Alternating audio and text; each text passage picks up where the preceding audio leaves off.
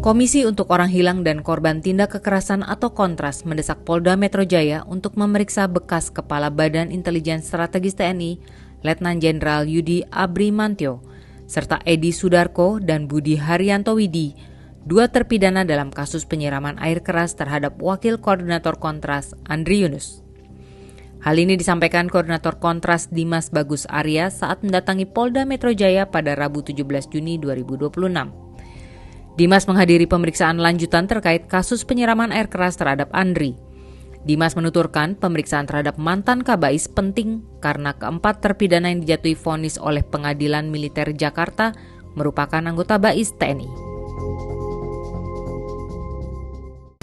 Kami juga meminta sebenarnya pemeriksaan juga dilakukan oleh kepolisian kepada Kabais yang sudah meletakkan jabatannya pada tanggal 25 Maret 2026 berkaitan dengan tindakan penyiraman air keras oleh 4 anggota BAIS.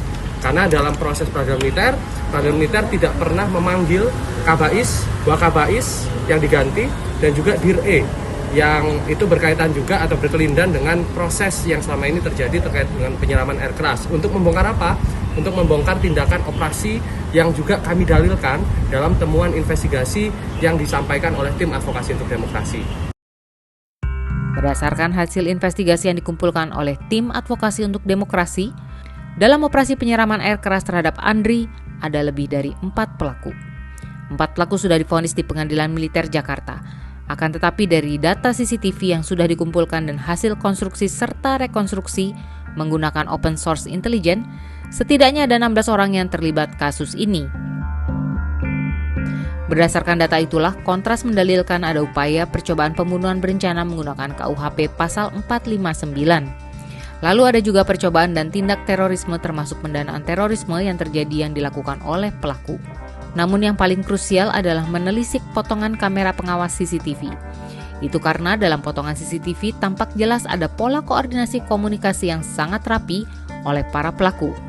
Bahkan termasuk adanya penggunaan fasilitas aset negara di perumahan Panglima Polim 3 nomor 11 Jakarta, yang itu ternyata terdaftar sebagai aset milik Kementerian Pertahanan. Selain CCTV, Kontras juga mendesak Polda Metro Jaya untuk memeriksa kendaraan Andri. Barang bukti dalam kasus ini juga diminta untuk tidak dihancurkan.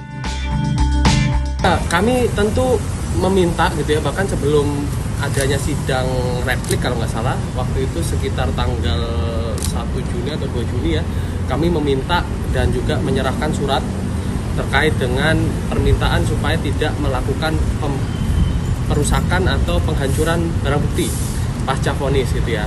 Dimana kemudian kami dalilkan bahwa alat bukti itu masih sangat krusial karena proses hukum yang sedang berjalan di kepolisian masih membutuhkan alat-alat bukti supaya dapat melakukan proses-proses atau identifikasi kasus lebih dalam lagi gitu ya.